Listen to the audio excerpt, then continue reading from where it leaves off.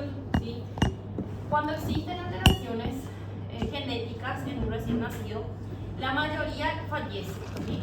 Los que no fallecen o donde ocurren abortos espontáneos, que son muy frecuentes en el primer trimestre, tienen en su mayoría síndrome de Down, o sea, es el más frecuente. El resto vive meses, días, a veces viven horas, a veces viven semanas, y otros tienen síndromes genéticos, pero esos síndromes genéticos a veces no tienen alteraciones fenotípicas muy características, o sea, llegan a la edad escolar, se van a la escuela, de repente aprenden a leer, aprenden a escribir, y llega un momento en su vida donde se observa un cierto retraso o una imposibilidad en donde se pide un cariotipo, que después les voy a mostrar qué es el cariotipo, y se puede llegar a hacer el diagnóstico de una enfermedad genética, ¿sí? Entonces a veces el niñito tiene todo ubicado en el rostro, sus ojos, sus orejas, su boca, todo bien, pero había sido que ella fue adulta, pasó todo de grado sin problema, quiere reproducirse, se casó, quiere tener hijos y es infértil. Entonces, buscando la causa de la infertilidad, se le pide cariotipo y se ve que ella es una Klinefelter. Una Klinefelter tiene una inteligencia normal, ¿sí? Entonces, más o menos de eso se trata la clase. Hay una diferencia también, voy a dejar acá, hay una diferencia también entre lo que es genético, congénito y hereditario, ¿sí? Lo que es congénito me dice que ese niño, ese recién nacido, trae al nacer, ¿sí?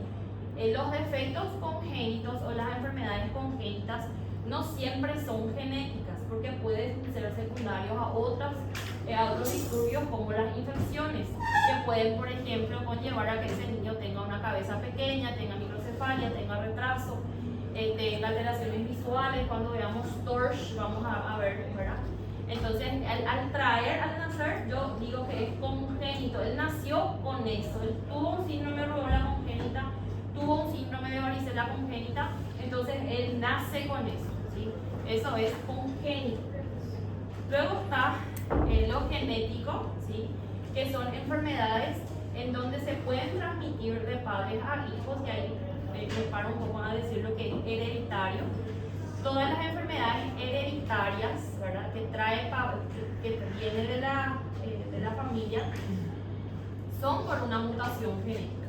Pero no todas las mutaciones genéticas yo voy a transmitir, o sea, no todo es hereditario.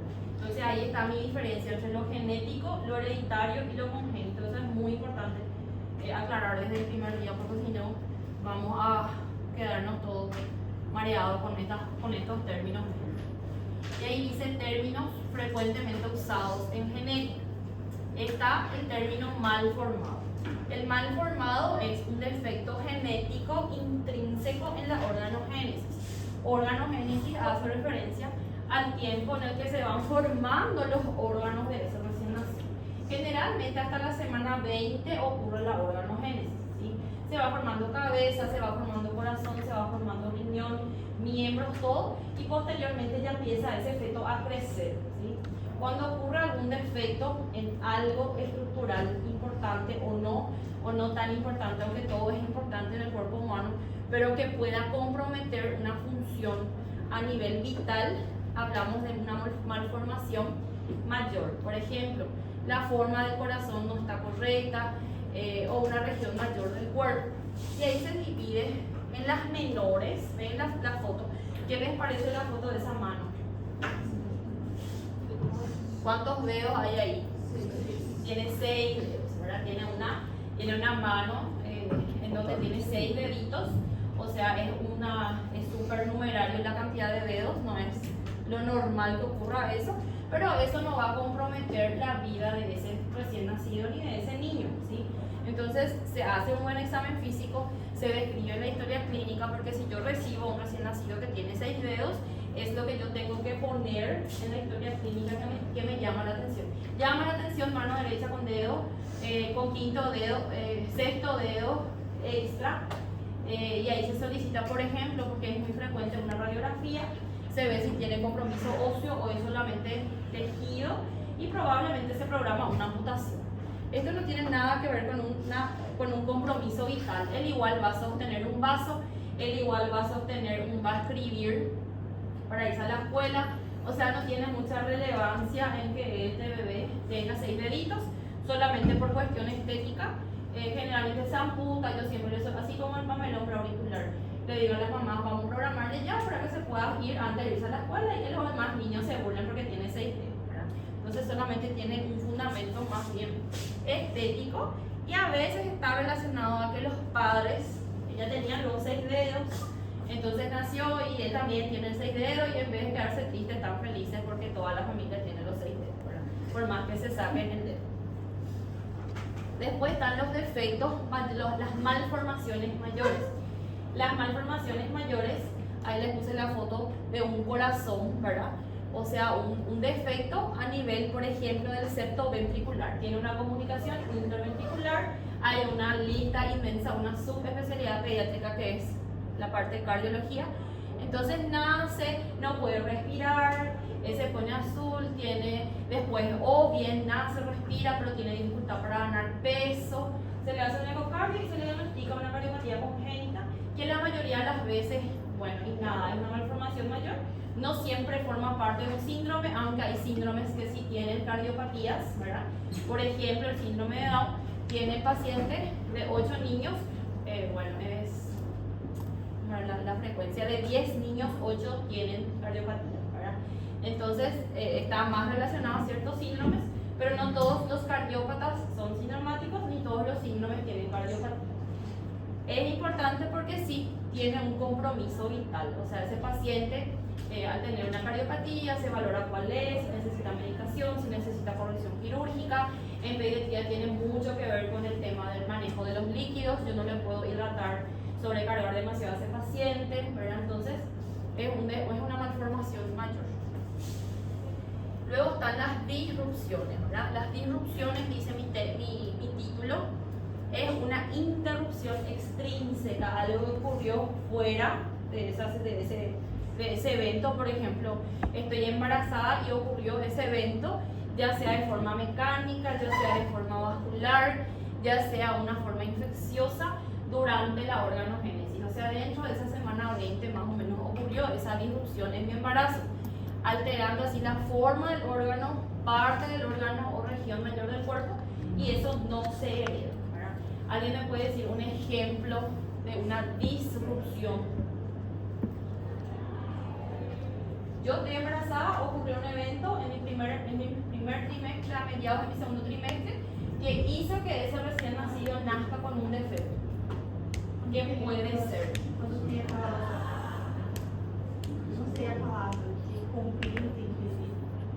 Bridas. Las bridas amnióticas es una disrupción. Todas las causas infecciosas son disrupciones, porque no tienen nada que ver con un compromiso a nivel genético, y tampoco significa que sea hereditario. O sea, no es que yo traje de mis padres y por eso voy a tener. Y no necesariamente eso va a ocurrir en el siguiente embarazo. Por ejemplo, un niño que nace con una toxoplasmosis congénita. La toxoplasmosis congénita, a su vez, es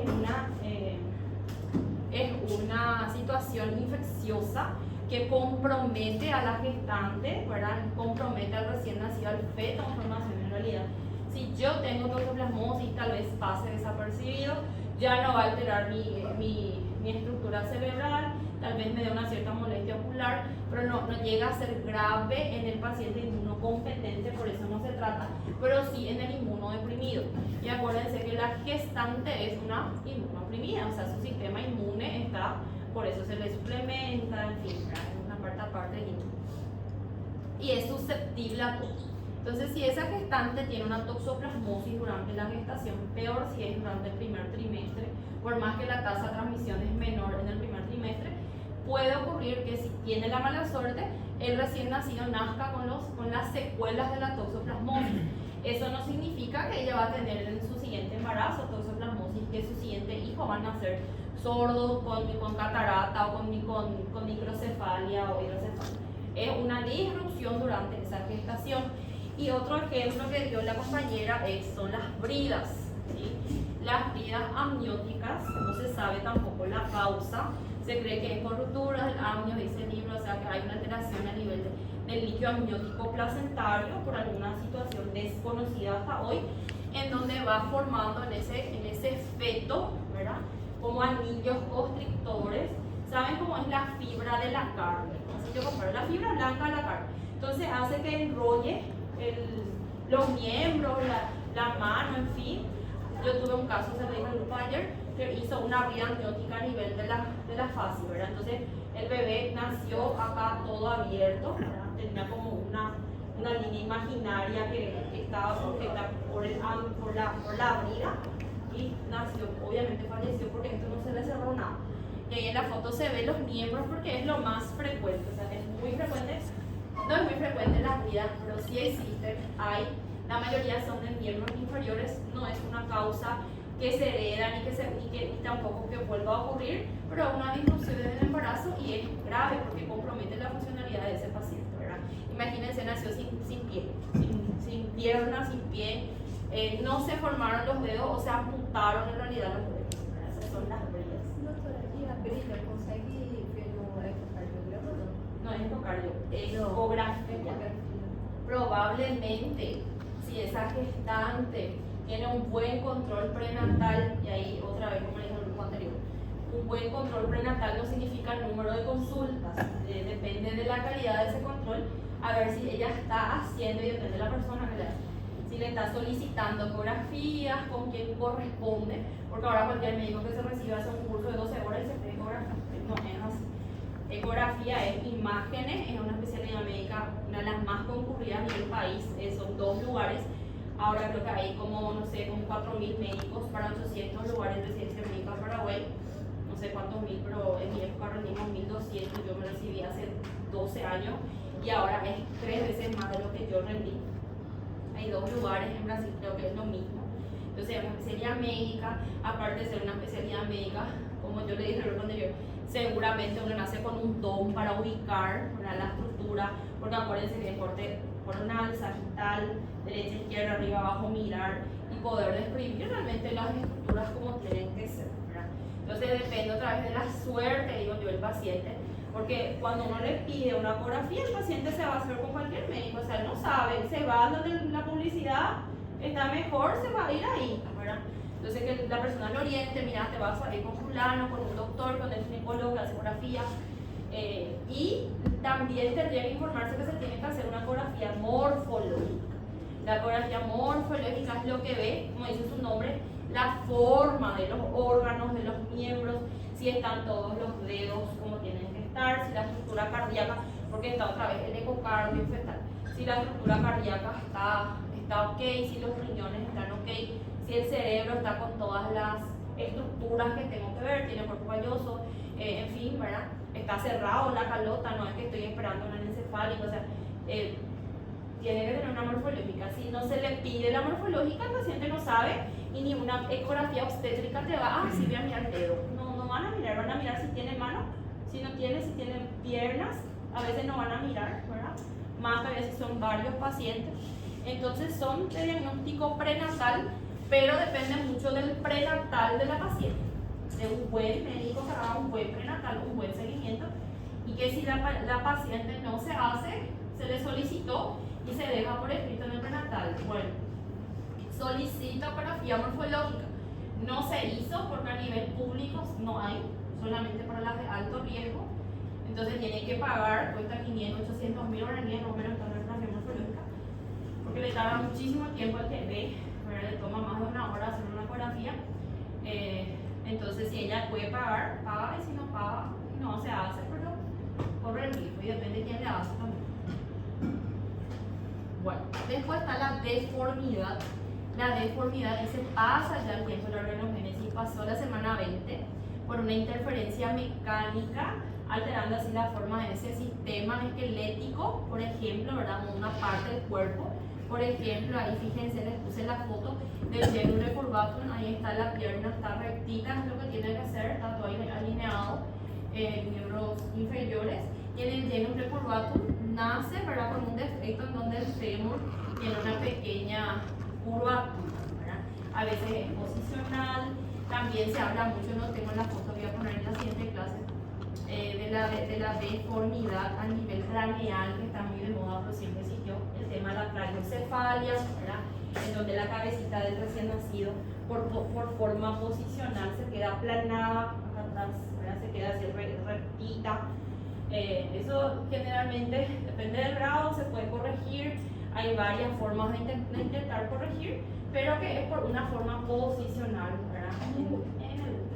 En el Algunas mejoran un poco, otras se corrigen bien, ¿verdad? Pero son deformidades. Y la peor es la displasia, ¿verdad?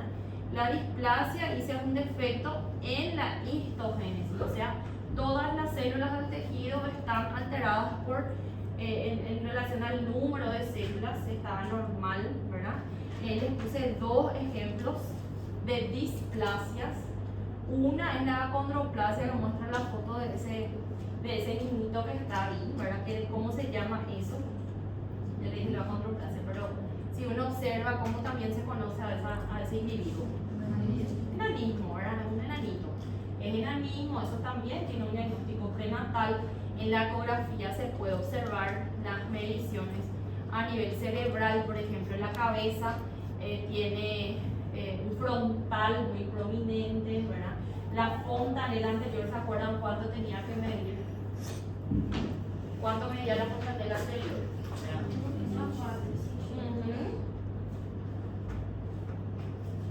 1 a 4, tiene una forma de rombo, y en un acondroplásico esa fontanela está demasiado abierta, muy grande está la fontanela de la acondroplásica. Los miembros son cortitos, eso también se mide en la ecografía, ¿verdad? Son cortitos, lo mismo miembro inferior son cortitos, de repente el tronco es muy largo, ¿verdad?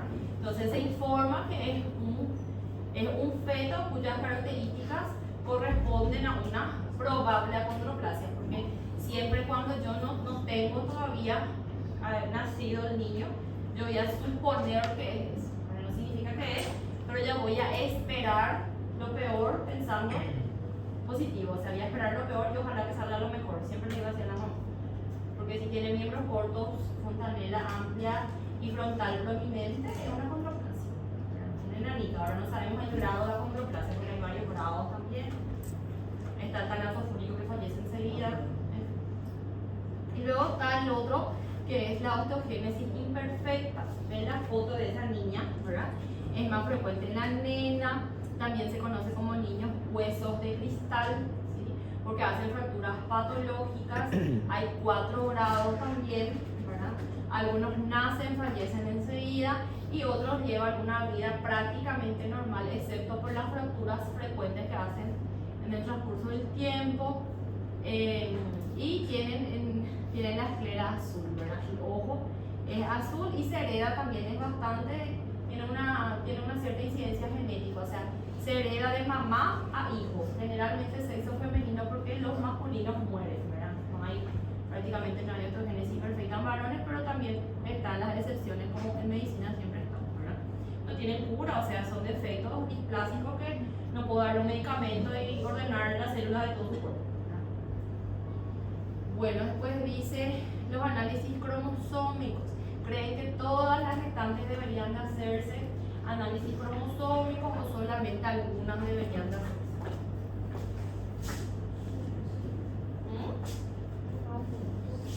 Algunos, ¿verdad? Realmente yo creo que toda gestante debería de conocer la existencia de los estudios, ¿verdad? Porque hay cada vez más información en internet, entonces las gestantes y las mamás también preguntan bastante.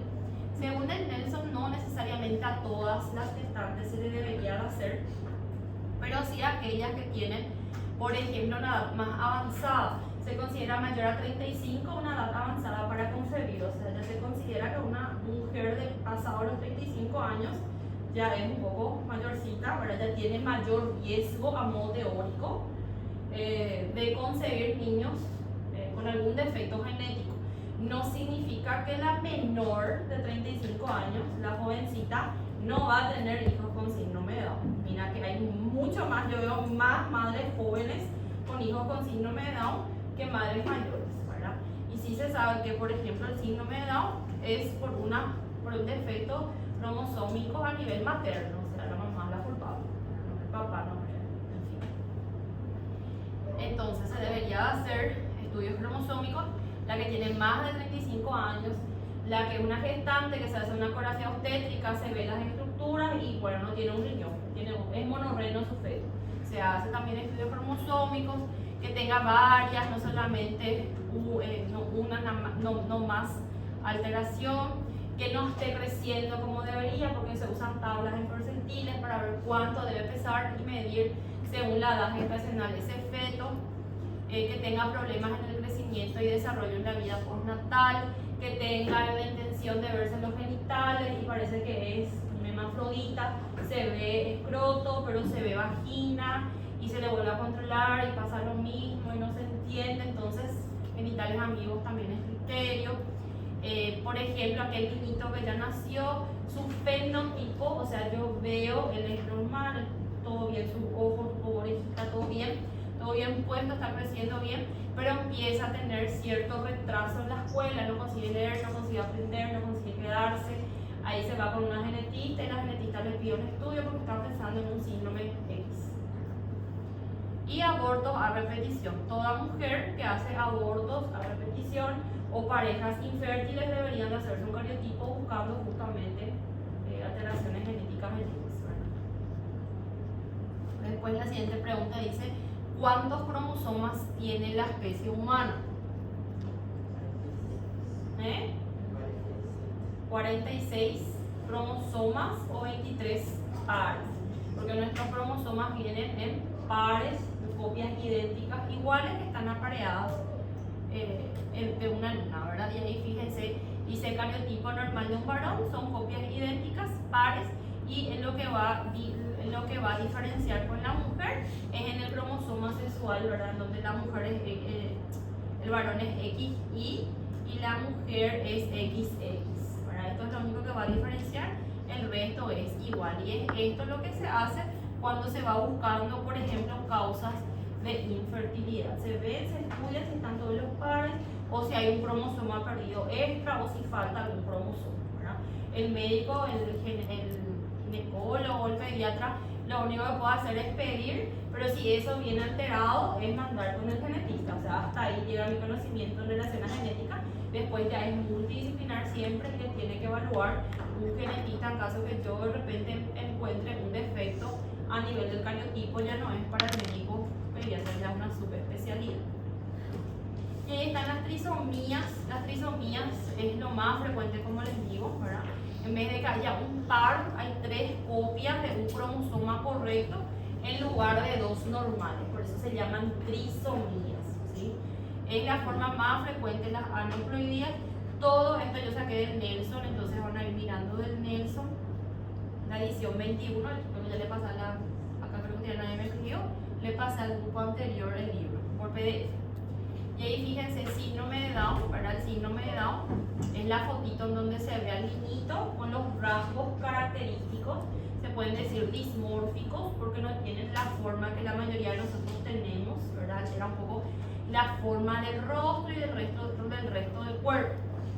Todos los niños con síndrome de Down, dice Nelson y todos los artículos científicos, que tienen retraso mental. Todos en un 100% tienen retraso mental. Lo único que va a diferir entre un niño y otro es el grado de retraso mental que tienen. Uno tiene un retraso mental severo, es violento, no consigue ni siquiera comer solo, ni controlar esfínteres, y otro es uno que, mira, que ni parece que tiene síndrome de Down, incluso puede pasar de grado sin problema. Ese es el grado de retraso mental que tiene. Pero muy claramente te dice, todo niño con síndrome de Down con un retraso mental leve te puede servir para hacer mandos medios. Mandos medios es, si él está estimulado correctamente, tiene un retraso mental leve, puede, por ejemplo, ser ayudante de cocina, puede ser ayudante de un restaurante, de una peluquería, te puede ayudar, a alguien, puede ser funcional en la vida, pero tener rangos altos, según la literatura, no. siempre yo como médico tengo que tener claro, pero no necesariamente le voy a decir y asustar ya a la mamá de entrada, mira, él va a hacer esto, esto, esto, y tu hijo luego es esto. Siempre cuando nace un niño cuyos rasgos me parecen, que les voy a ir explicando en la foto, me parecen que sea síndrome de Down, porque digo me parecen, porque el diagnóstico yo hago por el cariotipo, yo no hago por la clínica, por más que sea evidente que es síndrome de Down. Yo necesito decirle, porque es lo que dice el libro, que es por cariotipo, porque a veces tiene un rostro característico, pero le miras al papá y el papá es igual al niño, o le miras a la mamá y la mamá le parece a la criatura. Entonces siempre explicar, mira señora, parece que tu bebé tiene semejanza con estos niños, con este, le mostrar la foto, ¿verdad? Depende también del grado intelectual que tiene la familia, ¿verdad? Estamos hablando del hospital regional hasta gente que tiene más dinero, ¿verdad? A cada paciente yo me voy a encaminar diferente. Parece esto, y ahí le decís las cosas buenas, está respirando bien, él está succionando bien, consigue tragar, o todavía no está consiguiendo tragar, hay que darle un poco más de tiempo a él para que pueda aprender, pero ahora estamos bien, solo que voy a necesitar que él se haga estudios para comprobar lo que yo creo que puede ser. Esa es la forma de abarcar, no venir y decirle, mira señora, tu hijo, ¿sabes eso que son mongólicos? Porque hay gente que dice así, mongólico, o que no. Siempre primero decir lo positivo, parece que necesita estudios para confirmar, ¿verdad? Y ahí termino. No voy a empezar a contarle la escuela que no va a pasar, que va a ser retardado, que no. Yo le estoy diciendo nomás así a modo teórico lo que dice el libro, ¿sí? Es muy frecuente. 1 de 733 niños van a ser con síndrome de Down, o sea, es frecuente. La expectativa de vida, dice el Nelson, 50-55 años, dice la edición 22, pero depende de los defectos estructurales que tiene. Si el niño tiene una cardiopatía congénita compleja, que nació con un ventrículo único, cuya expectativa de vida es 3 años, obvio que va a fallecer a los 3 años, ¿verdad? Depende otra vez de la complejidad que tenga, pero no todos van a tener cardiopatías, ni todos van a desarrollar leucemia, porque también es una causa frecuente de muerte en ellos la leucemia. Y ahí está la forma pasando, ¿verdad? La fase que vimos, acá están los 3 tipos de trisomía que les voy a explicar. Los ojitos que son almendrados, ¿verdad? Tienen epicanto, o sea, como los japoneses, ¿verdad? Chiquititos. Tiene una manito, generalmente con dedos cortos, braquidactilia se llama, o sea, los deditos son chiquititos. Tiene un pliegue palmar único, ¿sí? Tiene una orejita con implantación baja acá, ¿verdad? En vez de que esté un poco por encima del ángulo mandibular, está en el ángulo mandibular, está acá. La lengua es grande, por eso se llama macroglosia, y está así. Hacen la fascia, el libro dice fascia mongólica, ¿verdad? Porque hace esto, saca una fascia hipotiroidea. La lengua grande, prominente, con el cuello corto y está ahí la lengua afuera. Tiene los pies, en donde hay un espacio importante entre el dedo más grande y el siguiente, que es el signo de la sandalia, que se ve muchísimo en ellos también. Entonces vos te vas observando, mirando al bebé y buscando eso, y o a veces parece, no parece, y ahí se le explica a la mamá la situación, ¿verdad? Y ahí están los 3 tipos de mutaciones, porque una de las preguntas frecuentes es, ¿será que si yo me vuelvo a embarazar, voy a volver a tener un hijo con síndrome de Down? ¿O ya no voy a volver a tener? Ya es 0 la posibilidad, como la doctora Blanca. Y ahí la respuesta es, tenés que consultar con una genetista, porque la genetista va a valorar el tipo de mutación que existe en la mamá, ¿verdad? O en el papá también, porque el papá también en un bajo porcentaje de los casos puede tener una translocación, ¿sí? Y ahí fíjense, las más frecuentes son las trisomías, ¿sí?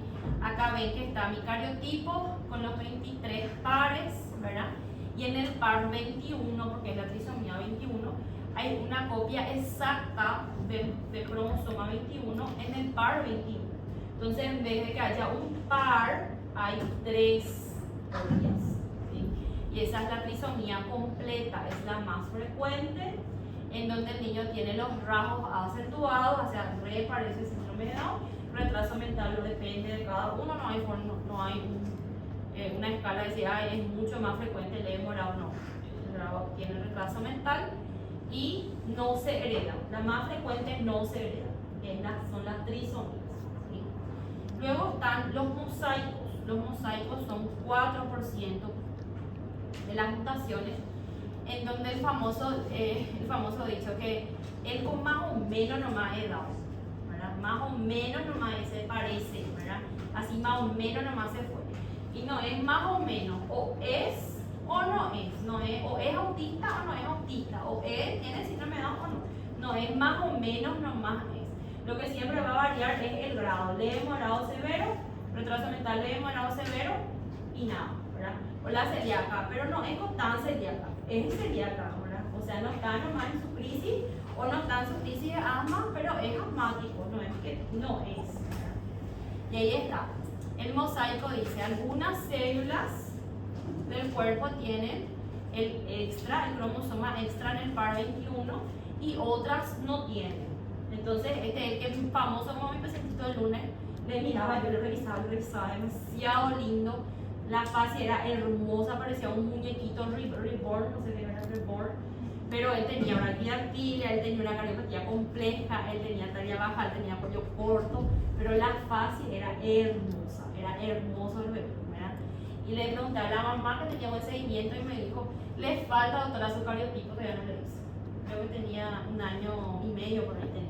No es caro el cariotipo, ¿verdad? Pero se tiene que hacer. Bueno, este es el mosaico. Y luego está la translocación. La translocación es la menos frecuente de todas, pero es la que se hereda, ¿sí? Ahí se ve, por ejemplo, el cromosoma 21, que es un par, y en la copia del cromosoma 21 se va al cromosoma 13, se va al cromosoma 18, se va a otro tipo de cromosoma. El niño con síndrome de Down, cuya mutación es por translocación, es el más severo, es el más agresivo, es el que tiene el retraso mental más severo generalmente. Es el caso de las familias que tienen uno y otro hijo con síndrome de Down. Es el único que se puede heredar. ¿Cómo yo voy a saber? Mediante estudio genético. No hay otra forma de saber. Bueno, ahí estamos. Alteraciones fenotípicas, dice todos tienen retraso mental, todos son hipotónicos. Hipotónicos, acuérdense que son esos lactantes o esos preescolares que son como una muñequita de trapo, ¿verdad? Son blanditos. El piecito pone hasta la oreja, vos la alzás y él ves todo laxo, todo muñequita de trapo. Esa es la hipotonía. No solamente el síndrome de Down da hipotonía, hay otros síndromes que dan hipotonía, ¿verdad? Cuya causa a veces se desconoce. Por eso es muy importante valorar el tema del desarrollo en el consultorio, ¿sí? Epicanto es el ojito, puente nasal amplio en la nariz, ¿verdad? Que tiene acá un perfil como si fuera cirugía plástica, pero acá es anchito, ¿verdad? El perfil es perfecto, pero acá él se abre. Macroglosia es la boca, el pliegue palmar único ya les expliqué, tienden al hipotiroidismo, ¿sí? Sus deditos cortos tienden a la diabetes, a la obesidad, porque piensen un poco en alguien con síndrome de Down, impresionan obesos, ¿verdad? Tienden luego a la obesidad, tienen un tronco más largo, pero hay una tabla diferente para percentilar niños con síndrome de Down.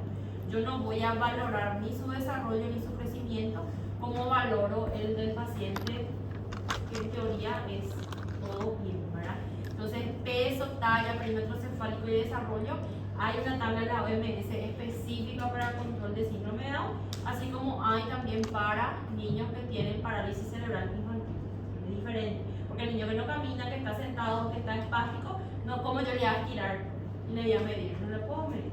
Doutora, a mamá recebe esse livrinho aí igual às outras? No, ahí depende del pediatra que le sigue, ¿verdad? No, porque en el carnet de vacunación no está, ¿verdad? Pero hay una tabla de la OMS, si tiene un buen seguimiento, si tiene un buen pediatra, el pediatra le da el cuaderno y el cuaderno se le sigue, ¿verdad? Pero ahí ya depende de la suerte del pediatra que le dé. Bueno, después dice inestabilidad atlantoaxial, tienden a hacer luxaciones atlantoxoideas, o sea, como son muy laxos y pueden hacer piruetas y saltar, pueden lesionar la columna cervical, porque acuérdense, el atlas, el axis estaba así pegado, ¿se acuerdan? El muñequito, digo yo. Entonces ese está así como que no está bien sujeto. Entonces hay que valorar si le pide una radiografía cervical cuando se vaya a la escuela, le ve el traumatólogo y valora si es que está inestable o no, porque no va a poder hacer ciertos ejercicios físicos. Va a poder hacer algunos, pero dependiendo de la condición, no va a poder hacer otras cosas. Los niños son estériles, dice Nelson, y las niñas tienen 50% de posibilidad de reproducirse. Pero eso hay que atender lo que uno ve en la tele, porque a veces es mentira. Ayer me dijo un alumno, pero en la tele salió, en el Facebook salió, que yo no sé si es cierto, en Facebook cualquier persona te puede salir diciendo cosas en las redes sociales, ¿verdad? Y ahí se ven las manos, los pies, ven el signo de la sandalia, ven los ojitos que generalmente son claros, son almendrados, ¿verdad? Ahí describe todas las características de la fascia del niño con síndrome de Down, tienden a la cardiopatía congénita, a tener comunicación interauricular, ¿sí? 40 a 45% de los niños, o sea, casi es 50-50, alta es la tasa de posibilidad. ¿Creen que pueden practicar deporte? Pueden practicar, hay un capítulo en el Nelson que habla del niño y el deporte, y cada síndrome puede practicar ciertos deportes, no todos, pero depende mucho también del grado de compromiso que tenga, o sea, no es 1 más 1 o 2 para eso. Y ahí está el diagnóstico prenatal, que ya les hablé, edad mayor a 35 años, translocación genética en uno de los padres, ¿sí?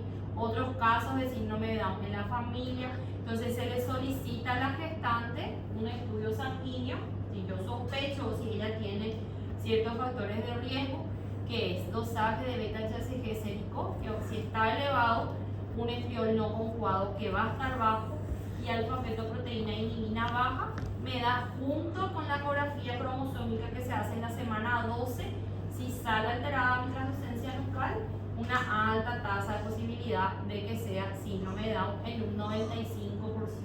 Entonces se le pide estudio laboratorial, se le pide ecografía cromosómica. Ambas alterados, 95% de posibilidades.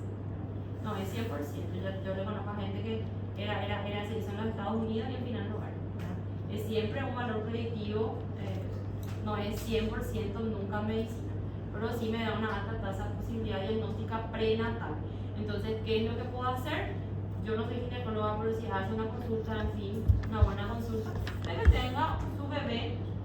Aparte que ya va a tener una preparación psicológica, porque ya no va a ser, ¿verdad? Ya va a saber antes que tengan un centro en donde haya, por ejemplo, una terapia neonatal, por si el niño tenga alguna necesidad a más posterior al nacimiento, o de repente ya va a tener un diagnóstico de una cardiopatía o algo no se adapte bien en la parte respiratoria.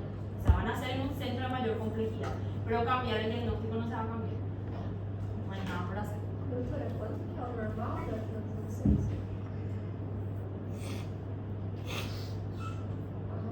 Ese se mide. Van a dar en gineco. Se mide y dependiendo de cuánto mide la translucencia nucal en la semana, se considera que está aumentada o no está aumentada. Bueno, ahí está el paciente. Dice, se le va a estudiar el corazón, se le va a hacer un ecocardio cuando nace, otro cuando es más mayor. Tienden a la miopía, entonces tiene que tener un control anual con el oftalmólogo. Tienen que tener un control fonoaudiológico porque ellos tienden a la sordera, por eso a veces les cuesta hablar, ¿verdad? Tardan en emitir las palabras, va a tener un seguimiento con la fonoaudióloga. Hay que buscar enfermedad celíaca, hay que buscarle anemia, linfopenia, porque tienden a la leucemia, tienden a los linfomas, tienden al hipotiroidismo, el crecimiento es diferente, o sea, va a ser lo mismo que otro niño normal, por decir así, otro niño neurotípico con todos los cromosomas en su lugar, pero diferenciado. Voy a tardar más con este paciente que con el otro. Bueno, preguntas hasta acá de síndrome de Down.